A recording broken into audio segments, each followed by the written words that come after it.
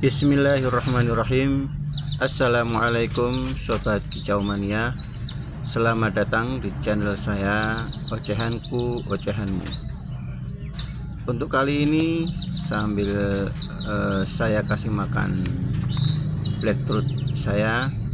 Di sini saya hanya ingin bercerita mengapa saya memilih blackthroat untuk saya jadikan burung yang untuk saya ternak. Sebelumnya ingin saya ceritakan bahwasanya dari sejak SMA saya memang sangat suka dengan burung kicauan.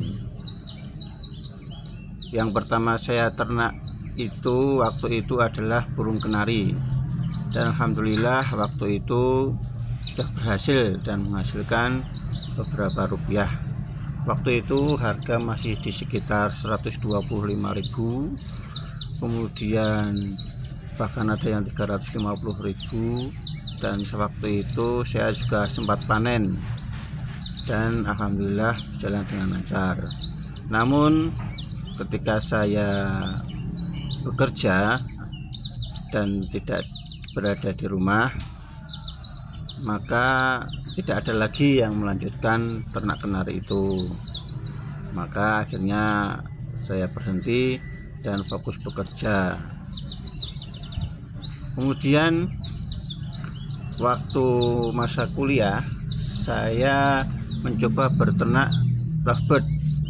Jadi kira-kira sekitar tahun 2005-2007 itu saya sudah mulai berternak lovebird.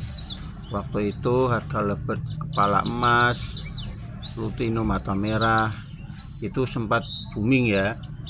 Jadi bisa di harga waktu itu kalau tidak salah kepala emas itu 800.000. Jadi sangat menguntungkan apabila diternak.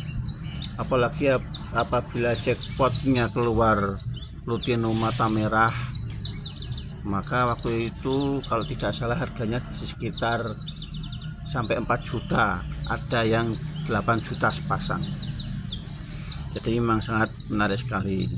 Kemudian singkat cerita, tahun kemarin 2018-2019 lovebird booming lagi, dan saya juga masih ternak lovebird, sehingga saya pun ikut merasakan panen lovebird, terutama yang biola yang diberi nama opalin. Waktu itu alhamdulillah saya juga panen, bisa laku 20 juta, bisa laku 11 juta, dan seterusnya. Namun pasar lovebird semakin menurun, berjalan seperti karena kan mungkin termasuk sebabkan corona kemarin itu juga penjualan mulai menurun, dan akhirnya semua lovebird-nya saya jual dan berhenti beternak lovebird. Kemudian karena memang hobi saya itu beternak burung kicauan terutama, saya pun mencari-cari informasi apa sih ternak burung yang paling mudah, bisa ditinggal bekerja namun hasilnya lumayan. Maka saya cari-cari info dari Facebook, dari teman-teman. Nah, saya ambil kesimpulan di sini, insya Allah menurut pandangan saya harga blackthroat itu lumayan stabil. Walaupun katanya teman-teman itu memang untuk ternak blackthroat sangat sulit, karena memang karakter blackthroat itu beda-beda. Ada yang rewel, ada yang mudah mati, ada yang sebagainya lah, ada yang buang anak, ada yang telur dibuang juga. Itu pun pernah saya alami. Jadi pada mulanya memang saya mencoba membeli bakalan. Jadi memang kata teman, kalau ingin beternak blackthroat cobalah beli yang siapan, jangan beli indukan. Karena apa? Untuk agar kita mengenal karakter blackthroat itu sendiri. Jadi waktu itu akhirnya saya putuskan yang pertama beli pejantan dulu usia sekitar 6 bulan di teman saya. Waktu itu harga 725.000 dan ya sudah ngoceh gitu ya, tapi belum gacor.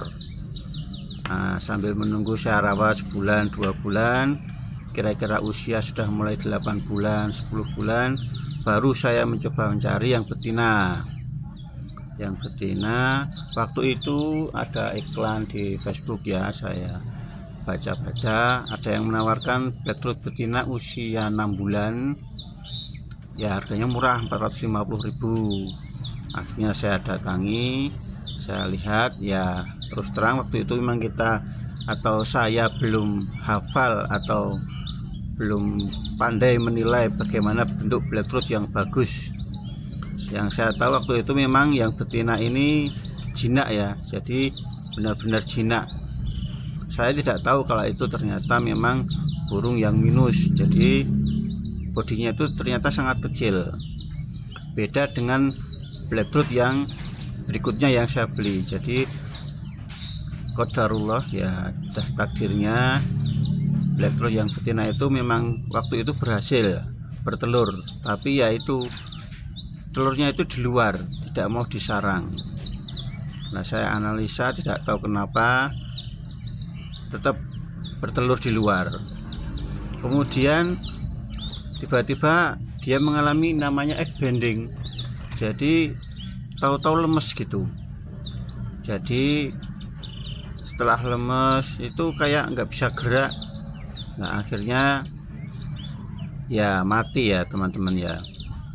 Ya mungkin ini resiko peternak pemula yang tidak tahu, tapi saya komitmen saya harus melanjutkan ternak Blackroot ini karena memang saya punya rencana ingin menjadi peternak yang besar lah, lumayan jumlahnya, tidak hanya 1 atau 2 ekor, tapi memang untuk masa tua itu memang ingin fokus ke beternak. Maka saya putuskan untuk beli lagi yang betina. Nah, ini ke peternak teman saya yang saya kenal, jadi sambil konsultasi saya tanya-tanya, ternyata memang benar. Jadi Blackroot yang saya beli di punya teman saya itu bodinya lebih besar daripada yang kemarin saya beli. Nah, usianya juga waktu itu dia bilangnya sekitar 10 bulan, jadi memang siap untuk dijodohkan. Ya, alhamdulillah tidak lebih seminggu kita jejerkan atau kita taruh berdampingan dengan jantan. Kemudian sebelum 1 minggu sekitar 6 hari atau 5 hari itu saya campur dan alhamdulillah langsung jodoh. Kemudian akhirnya bertelur, dan waktu bertelur pertama itu masih tetap bertelur di luar, jadi telurnya jatuh dan pecah. Nah, kenapa ya? Mungkin memang letak penangkaran saya itu mungkin dekat dengan kamar mandi atau tempat cuci baju, sehingga mungkin istri saya itu sering bolak-balik ke situ, mungkin terganggu ya. Maka akhirnya saya putuskan untuk menutup sangkar itu dengan semacam kertas atau semacam plastik itu, sehingga memang biar nggak kelihatan dari kamar mandi. Alhamdulillah 2 telur yang berikutnya itu mau bertelur di sarang. Kemudian setelah menunggu sekitar 14 hari lah itu alhamdulillah menetas 1 ekor. Nah, kemudian tidak tahu mengapa juga setelah meloloh 7 hari anaknya itu juga mati ya teman-teman. Jadi terus terang saya belum sempat panen, tapi alhamdulillah ini sudah mulai membuat sarang lagi, sudah membuat bulatan yang bagus. Semoga cepat bertelur dan bertelur dan beranak kembali. Jadi kesimpulannya, mengapa saya beternak Blackroot? Karena saya merasa mudah memeliharanya, terutama dalam hal memberi pakan. Jadi pakannya itu cuma biji-bijian, sehingga nanti apabila rencananya saya mudik ke pulang kampung itu seringnya itu sekitar 7 hari sampai 10 hari, bahkan pernah pulang itu 15 hari. Nah, kalau waktu labet dulu alhamdulillah juga aman, enak, karena biji-bijian. Yang penting saya kasih toples, saya isi pakan penuh, air juga saya kasih penuh. Nah, waktu pulang itu alhamdulillah semua labetnya hidup semua. Nah ini juga pikiran saya, insya Allah Blackroot juga seperti itu. Jadi mau ditinggal mudik itu tidak masalah. Kemudian karakternya juga mudah, dia tidak jorok ya. Nah, kotorannya itu malah tidak seperti kotoran labet yang bau. Ini malah baunya itu tidak terlalu menyengat, jadi tidak mengganggu bau-bau di sekitar kandang. Jadi begitu kesimpulan yang bisa saya berikan sementara kisah saya mengapa saya pilih Blackroot menggantikan ternak saya labet yang dulu.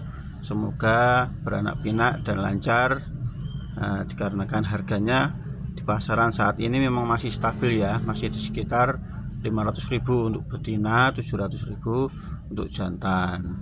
Apabila jantannya gacor ngoceh tuh bahkan sampai 1 juta ke atas. Itu tergantung kicauannya, kualitas kicauannya. Untuk itu sekian yang bisa saya ceritakan kali ini, semoga bermanfaat, dan inilah inspirasi yang bisa saya sampaikan. Apabila ada kekurangan saya mohon maaf. Akhirul kalam, assalamualaikum warahmatullahi wabarakatuh.